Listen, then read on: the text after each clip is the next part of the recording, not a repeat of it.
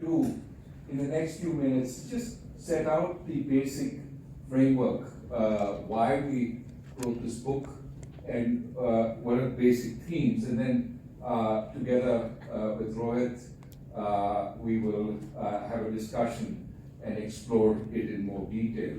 The only reason I'm speaking and Rohit isn't is I got here first, and I got told we had to make a presentation. So I had the time to prepare. Rohit didn't. He'd just been getting out of the car. Okay. We start with a couple of questions, and let me just put one of them on the table. Is India flourishing? Just having overtaken the United Kingdom as the fifth largest economy in the world.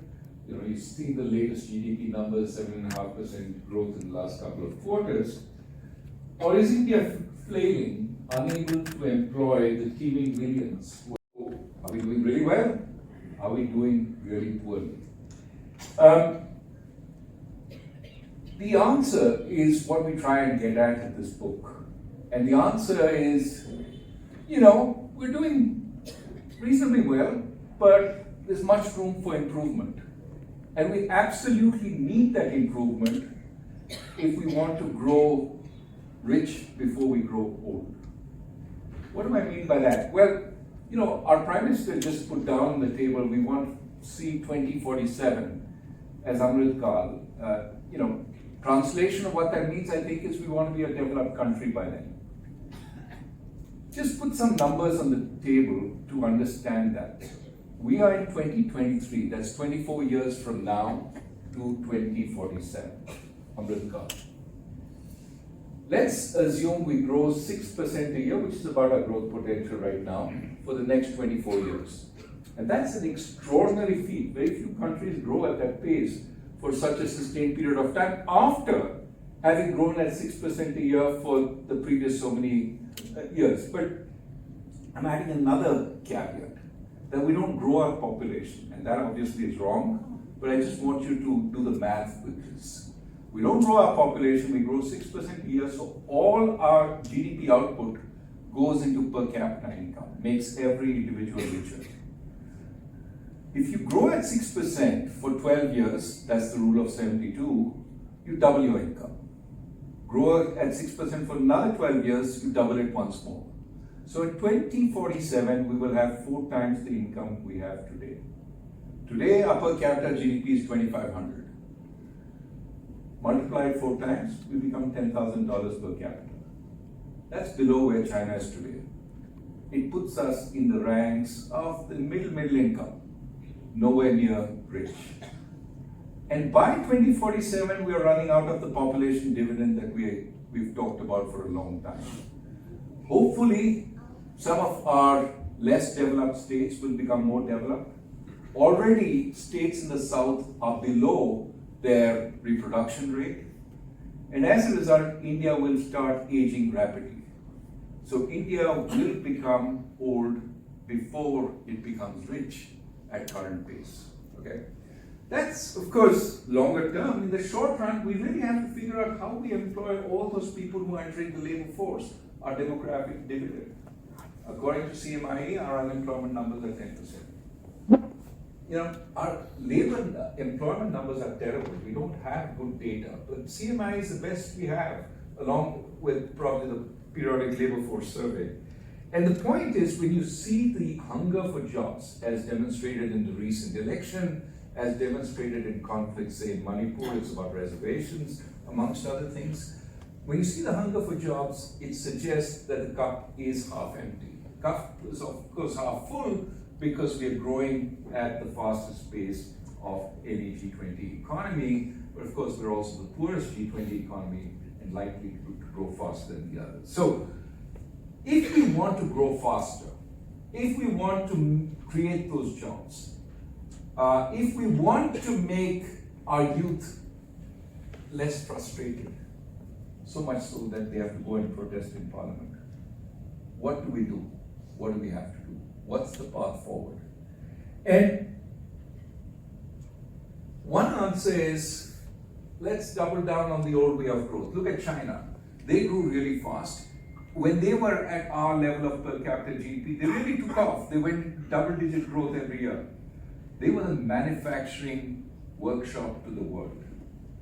And so let's go the manufacturing route. Let's start with assembly, move up the value scale. We will get there eventually, just like China did. But of course, China had a little bit of help.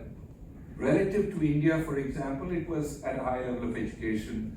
We don't talk much about that, but that was a big difference in China, why it did better, because workers were more capable and skilled even at the beginning of the liberalization.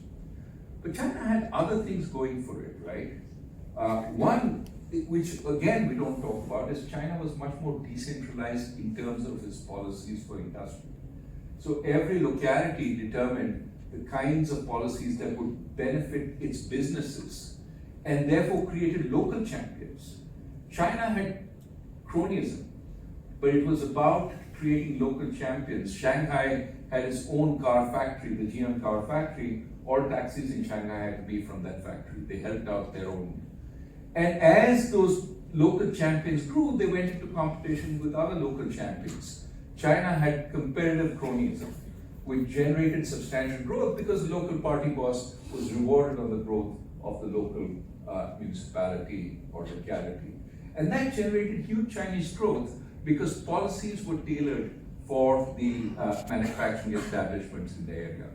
So China had two things which are different from India: better educated population and much more cronyism, which at the local level, it wasn't national level cronyism, but local cronyism, which helped growth.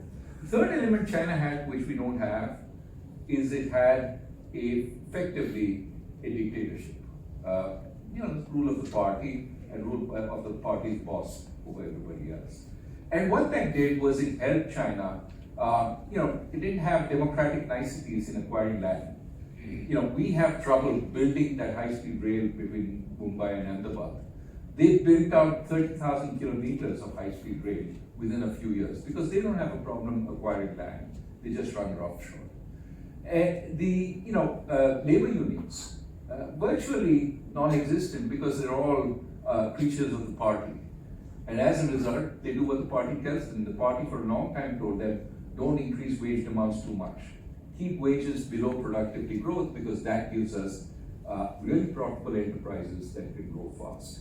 And the quid pro quo for having wages below productivity is you created many more jobs. And over time, wages grew because productivity grew very fast. So that was another benefit. The third was, we are going to pay our savers very low returns. We're going to pay them low returns because therefore we can subsidize industry with cheap capital. And cheap capital is going to be yet another way we create profitability. So China did a bunch of things. One of the things that helped it do all this was lack of democracy. So you hear in the corridors of power, we need to go back to manufacturing, and the way to go back to manufacturing is become more authoritarian. Let's not have democratic niceties. We will grow faster as a result. That is one alternative. There's another alternative, which is to recognize the world has moved on, technology has moved on. That in fact, when you look at global production today, we have what is called a smile curve.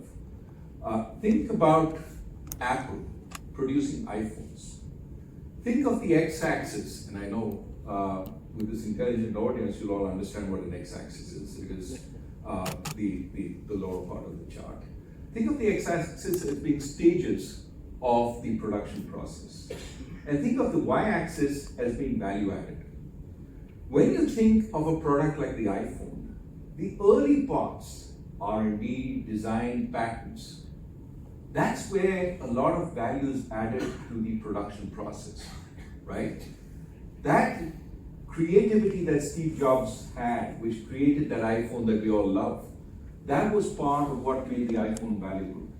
The patents to even the design of the iPhone is held by Apple, that's in California. And as Rohit keeps saying, when you look at the Apple phone, it says designed in California. It's not made in California. Because the last time Apple made anything was 2004. Since then, it has outsourced all production to Foxconn. So as you go along the production chain, global production chain, you get to manufacturing. But manufacturing is really competitive because you've got, Chinese workers competing with Vietnamese workers, with Bangladeshi workers, with Indian workers. The rents from manufacturing have all dissipated. You're no longer competing as a Chinese state with the Americans and therefore have a lot of profitability because you're doing labor arbitrage, Chinese labor, much cheaper than American labor. Today you're competing with Vietnamese workers who have better machines, with Chinese workers who have good machines, great logistics. That's why it's hard for India to compete at the lowest commodity end of manufacturing.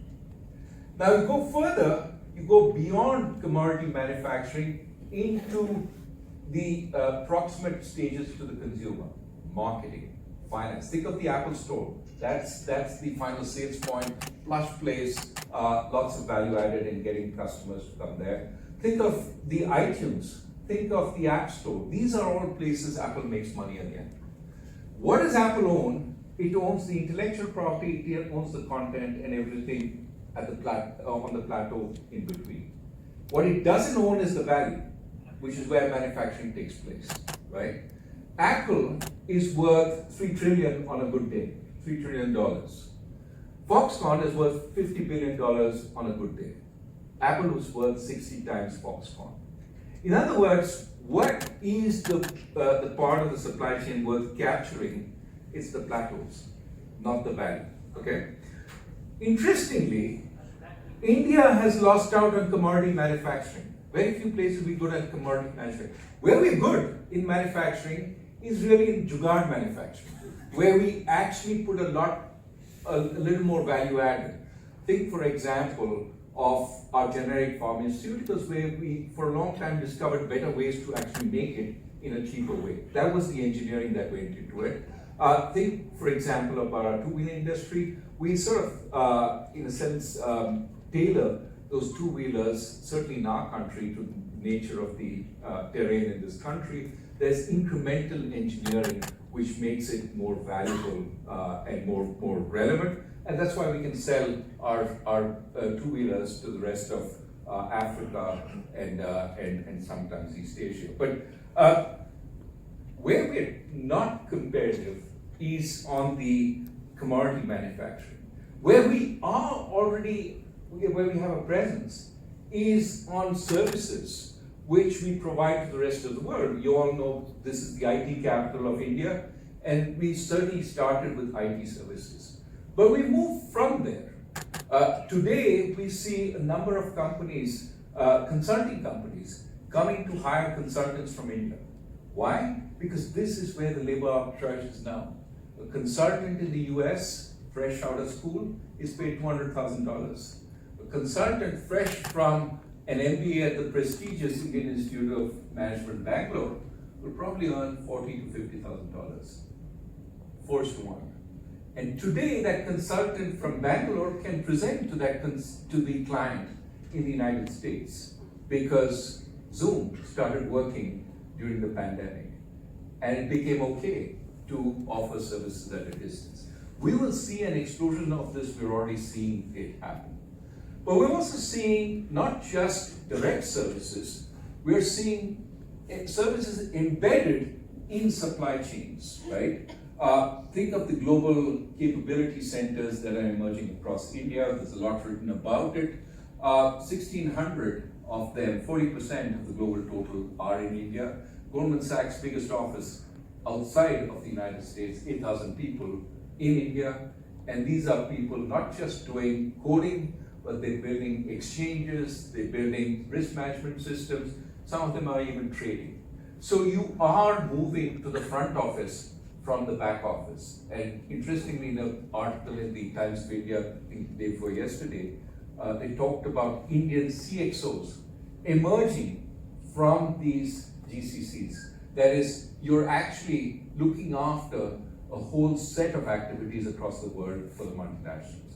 Now, these are, whether it's services or services embedded in the supply chain or manufacturing related services. For example, the Tesla, 40 million lines of code, a lot of that code written by programmers situated across the world, many here. And so those are examples where actually the nature of exports has changed. And earlier it was very hard to capture, value added from services. The typical service was a haircut. How do you offer a haircut in San Francisco from here? And how do you even scale it up? Can you haircut 5 people at the same time? You can't. But today you can embed that code in a Tesla, which is sold across the world. And as a result, you can basically export services, whether directly or embedded in manufacturing products. So this offers a huge opportunity for India. But of course, the biggest opportunity is in capturing where Apple is, the high value. And that implies creating the intellectual property, as Sharad from iSpirit keeps saying.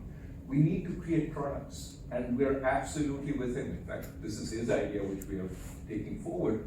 We do need to create products, and products need the creation of intellectual property. Where is India's TikTok? Where is India's Apple? Where, after 30 years of a reasonably successful auto industry, do we have even one single Indian car which is sold across the world? We don't. We need to have them. That has to be the next phase of Indian growth, capturing the plateaus and not focusing on capturing the valley. The valley is not where the value is. So then the question comes, well, why not manufacturing? Because we got to create jobs. We haven't created jobs in manufacturing for the last 40 years. Our share, let me take that back. Our share of manufacturing as a share of total jobs has remained stagnant for the last 40 years. We have created jobs in manufacturing because there are more jobs, but the share hasn't changed. So as agriculture comes down, what is taking the rescue? It's construction and it's services. And services has really grown. Now people say, oh, you can't have IT people doing all the other jobs. No, it's not. These aren't just programmers. These are, your restaurant waiter. These are your retailers. One of the fastest jobs and growing jobs in India is security guard. These are all services. So services also can provide low-skill jobs. They have been. But what we want in the longer run is to upskill all these jobs. And what we offer in the book is examples of how we can upskill these jobs, how we can actually make that transformation within a decade. And what is important to make the transformation that creates the intellectual property, that creates the potential consultants, is really focusing on 3 things. We start in the book by saying focus on governance reform, because without governance reforms, nothing will happen. And I'll give you an example of what we mean by governance reform in a second.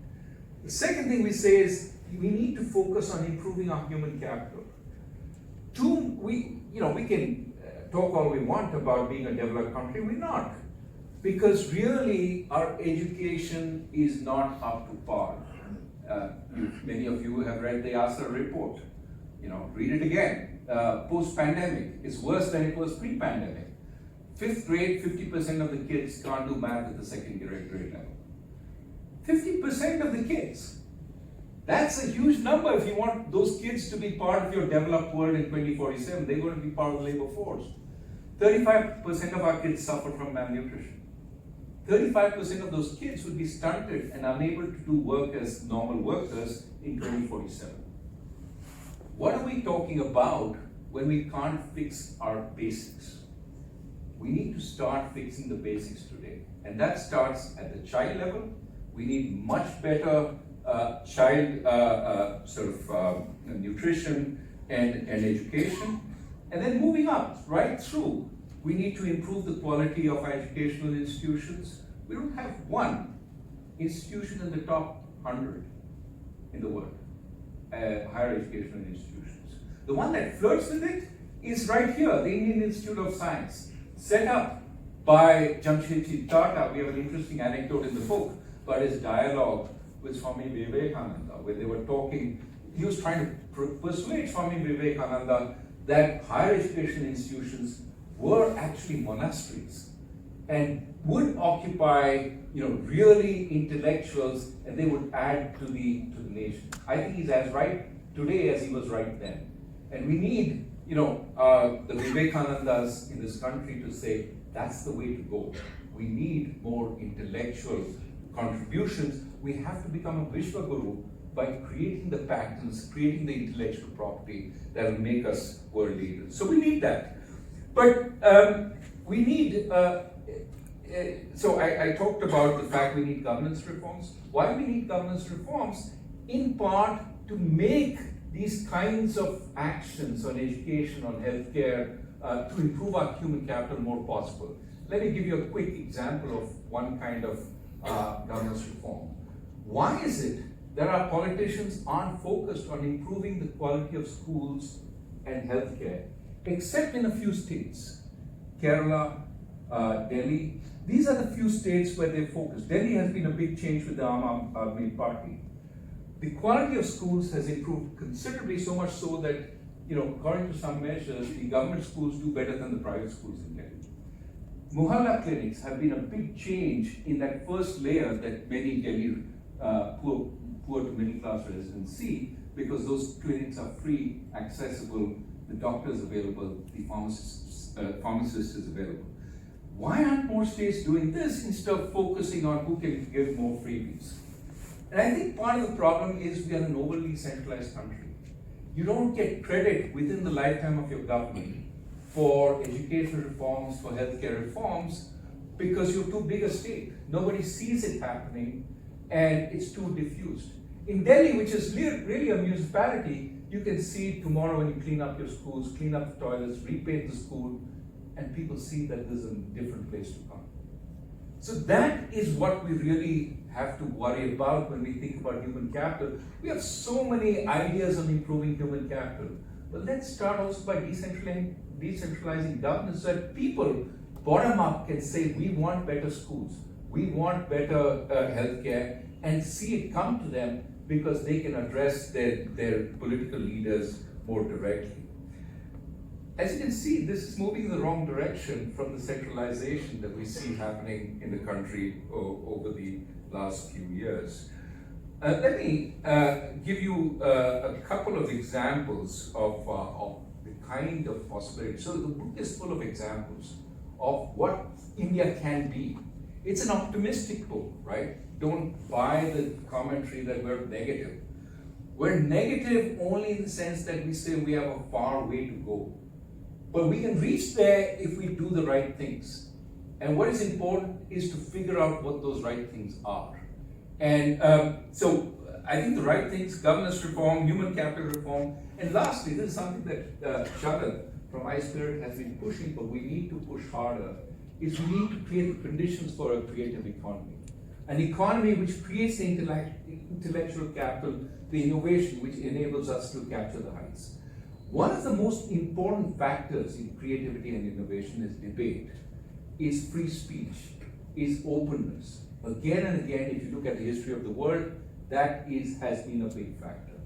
Which also suggests we should resist the move towards authoritarianism, resist the move towards turning back the clock, resist the move towards trying to make us a China. That path is closed. And let me end by first saying why that path is closed and give you a few examples. Why is that path closed? The West cannot tolerate another China at this point. We are 1.4 billion people. If we want to employ them all in manufacturing, we have to become as big as China in terms of their exports. The West has seen what China did to their manufacturing, and every country wants to have some manufacturing inside. It's going to be very resistant. You see, since the pandemic, certainly since the Trump tariffs on China, the amount of protectionist measures across the world is growing up exponentially. Free trade in goods is to some extent passé. Of course, it's not showing up in trade yet, but already you see people American firms will not invest in China anymore. So you're seeing that happen. So that's one reason. Be like China, well, you can't be a second China. The world doesn't have room for two Chinas right now. Second is China's not going anywhere. It used to be that as you go through manufacturing, go to the higher levels of manufacturing, you vacate the lower levels of manufacturing, and that's where the new countries go. China has 1.4 billion people, still has people in the western provinces who haven't been employed out of agriculture, still has a reserve army that they can draw on. Wages in China have been going up, but they haven't been going up to the extent that you actually find Chinese workers less productively adjusted, costly than Indian workers. So essentially China's going nowhere, and Vietnam, Bangladesh, they're all there. Again, going back to the earlier point, this is the most competitive part of the supply chain. It's not going to be easy getting jobs. Not that we're against it, but if you think you're going to subsidize your way to getting those jobs, think again, because you have to subsidize for a long, long time unless you become as competitive. If you say to begin with we're not competitive, we have to subsidize, well, think about how long you have to subsidize to get those jobs. So I want to summarize. What we're saying is think about an alternative. Services doesn't just mean services like IT and consulting and telemedicine and all that has been made possible. It also means services focused on the domestic economy, which can be real job churners very quickly. Improve education, improve healthcare. And there are a lot of moderately skilled jobs that can be created if we put our minds to it. But the benefit of that is we work on strengthening our human capital, which in the longer run will be our ticket to development. If we don't have well-educated people who are smart and creative, they're going to be toast for what's coming. And therefore, we need to get there faster. I mean, all the automation, robotics, ChatGPT 3, 4, 5, all speaks to the fact we need to move faster here, otherwise we'll get eaten. There are examples in the book, many examples. Let me end with your traditional handicrafts, Banarsi saris. How can we create a global market for it? Through services. What Tilfi does a website, does the financing. The problem with old Banarsi sari weavers was that, they took the risk on the sari they wove. They owned it. And so they were very reluctant to move from the kinds of designs they already had. What happened, as Tilfi said, look, Tilfi is a small firm which is starting off trying to market Banarsi saris to the rest of the world. What Tilfi said is, we will take the risk. We will buy whatever you make. So that was number one. Gave them the ability to experiment a little more. Tilfi collaborated with designers to provide the designs that these weavers, traditional weavers, could use. You got Banarsi saris, which were now much more attractive, not the old hackneyed design. The second thing, once you make these new designs, much harder to copy. So all the fakes that were emerging, that you didn't know whether this weaver spent 3 months or 3 days on a fancy machine bought from China, it turned out that once you changed and once you branded it, it became much harder. Of course, there are many other ways of certifying today, but what this is saying is we can do a sea change in our handicrafts. Today, Tilfi is selling Banarsi saris across the world and expanding to other forms of handicrafts. That's a traditional activity, which is manufacturing, but augmented by website, design, creativity, financing, and now becomes much bigger and expanded and sold around the world. So that's one example. Second example of intellectual property created in India, Agnikul. I don't know how many have heard of Agnikul. It's a guy who's worked in AIG Finance and another friend. This guy always wanted to be an astronaut. Of course, dream escaped, couldn't be an astronaut, said, okay, I want to be Elon Musk. Okay, want to be Elon Musk. Go back to India and, he sent a letter. He said he spam mailed a whole lot of professors saying, I want to build a rocket. One professor from IIT Madras responded and said, come, work. The guy went back and started designing a rocket with, he had an engineering degree, but he had no aerospace degree or whatever. But this is the entrepreneurial zeal. Started designing rockets, basically 30, 40, 50 feet rockets, meant to take small payloads.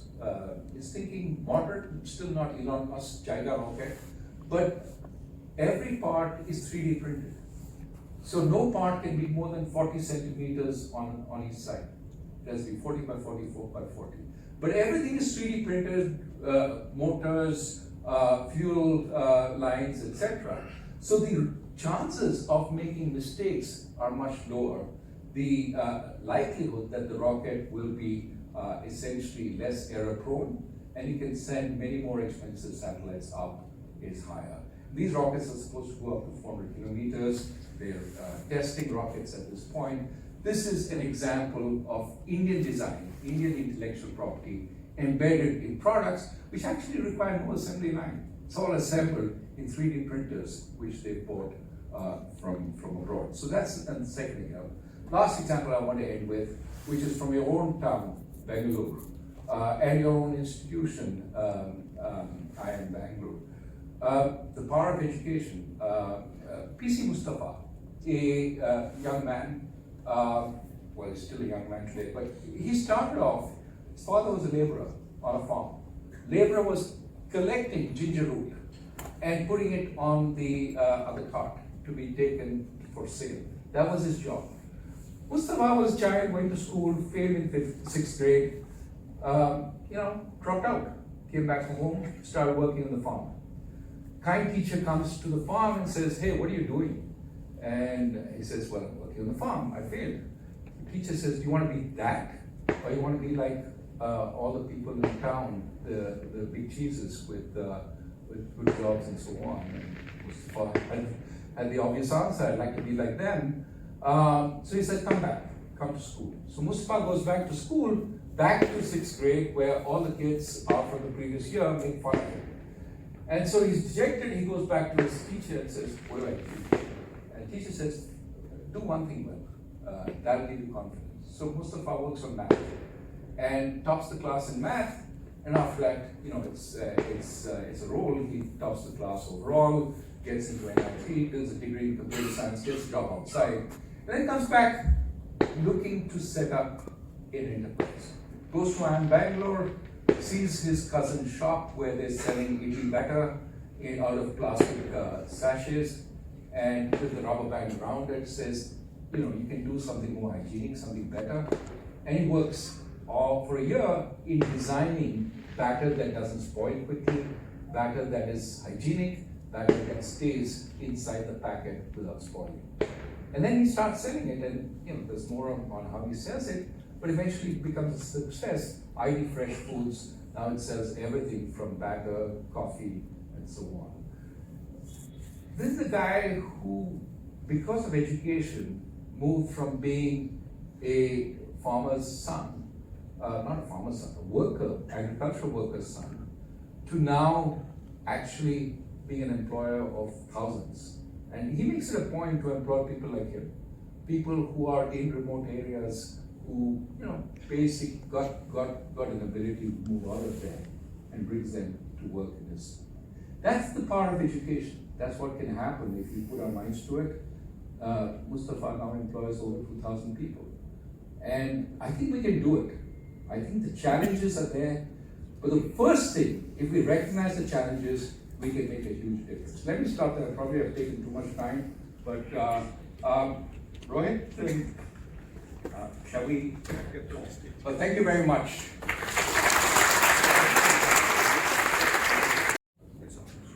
You can hear me? Yeah. Please start.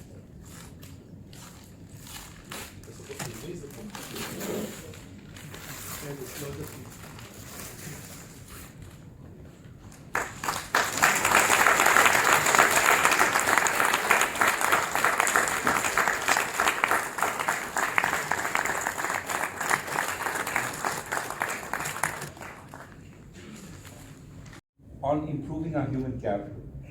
That implies at every level.